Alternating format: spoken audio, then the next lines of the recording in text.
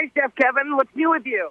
Just hanging out in South Georgia here in the Vidalia onion fields. Nice. Well, how did you feel about being voted fan favorite on Top Chef?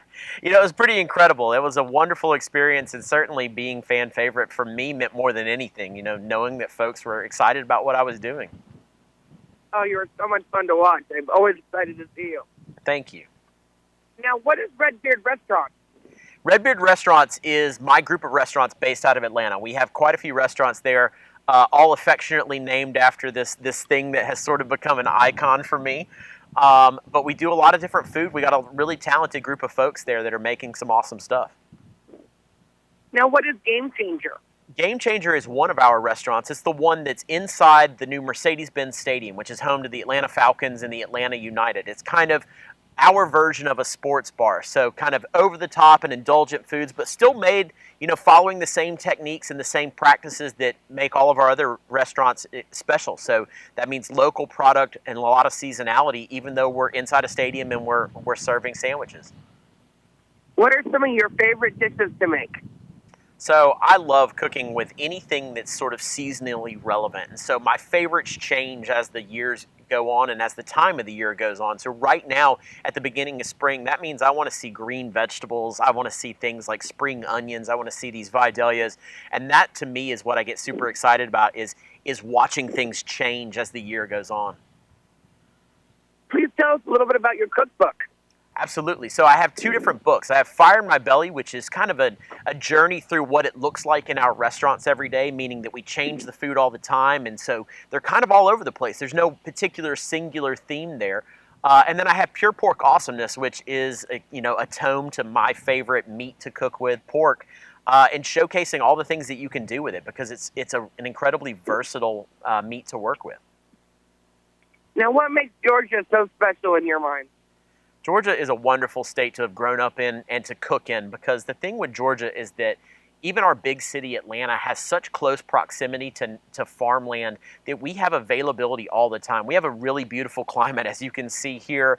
Most of the season is very hospitable and allows us to have absolutely phenomenal produce and meat available, as well as a coastline that provides us with seafood. And then add to that the world's busiest airport in Hartsfield-Jackson, and we can kind of get anything from anywhere, anytime. And so it's a beautiful place to be.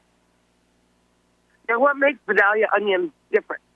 Vidalia onions are a truly unique product of Georgia, and it's from the makeup of the soil and the water and the climate here in South Georgia that produces something that is very, very unique in its own category of what we call sweet onions. And so Vidalias are markedly sweeter than all the other sweet onions, and they have that quintessential sort of soft, creamy texture, a nice crunch to them when they're raw, and even once they're grilled or cooked. And I think that flavor profile is something that people get really excited about.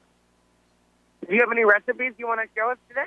Absolutely. So we're doing a slow roasted Vidalia onion soup today, and that really emphasizes all those qualities that I just hit on. And so it starts with our onions here that are inside their skin or inside their jacket still. So we'll take these and roast them whole inside a foil parcel. And the reason we're doing this is that we want to get that caramelization from the roasted onion, but we also want to keep all of the juices that are inside this onion intact, because that kind of broth that they produce is going to be the base of our soup that we're going to make. So we take and wrap them in foil, and then we roast them in the oven at 350 degrees for about an hour or an hour and a half until they're super tender. And I mean, like, to the point where when you touch them, they're completely soft. So we'll take them out of the foil package and we'll tear the root end of it off, and then we'll squeeze the onion and all of its juices directly from the jacket or from the skin into the carafe of the blender. And we want to make sure that we keep all those juices and we pour that into the blender as well, because that's going to give us a lot of depth of flavor to our soup. So we add a touch of mascarpone cheese to this also. It emphasizes the creaminess of the soup, and it also has a nice sort of milky sweetness as well. We'll add a pinch of salt. We'll add 1 clove of garlic for just a tiny little kick of heat to the soup, and then a squeeze of fresh lemon juice to help balance out some of that sweetness in there as well. We'll blend it up until it's super, super smooth, and we'll adjust its consistency as needed. So in the recipe, you'll kind of have a variable amount of stock or broth to this. It could be chicken stock, it could be vegetable stock. Sometimes with the onions having enough juice, you don't have to add any stock at all, but we just want to add enough that we get that kind of quintessential spoonability that you expect. And it's done straight from the blender, and that's what I have in this pot right here, is this nice creamy Vidalia onion soup, which you could serve warm or you could serve cold as well. I like to garnish it with a little bit of chives and then a crack of black pepper over the top. And that really finishes off and emphasizes that sweetness by adding a fresh component and a spicy component. This, to me, is the taste of the beginning of spring, and that's what gets me so excited every year on the release date. Now, how long are Vidalia onions on in season? So Vidalia onions are a truly seasonal product, and that season starts today, and it'll run to the end of August or perhaps the beginning of September. Sometimes, some years, we get a little bit more time than that, but they're not available all the time, and people take that for granted. They think onions are always around, and some are, but Vidalias are not. They're truly special. Where can people find them if they're not local?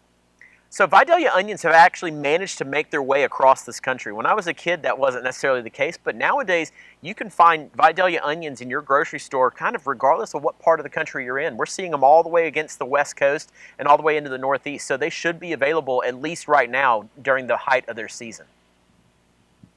Now, where can people learn more about Vidalia onions?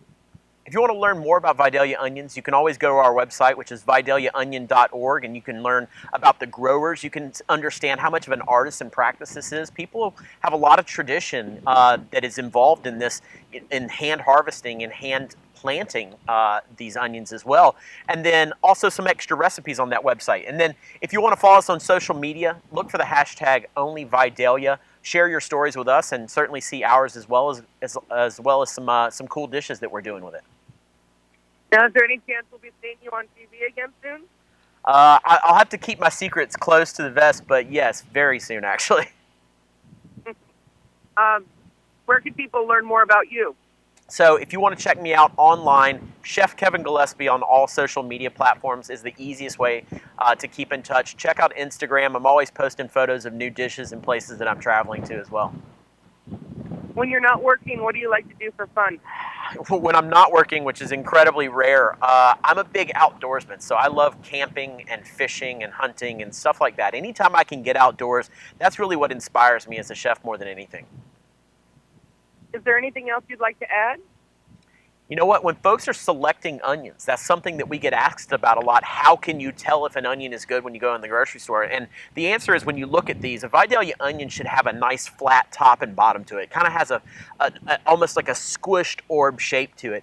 And then feel on the top where the green stalk would have been. You can kind of press right there, and you want it to be firm. If it's too soft or if it indents too much when you push there, it might be an older onion that has sat for too long, perhaps even last year's stock.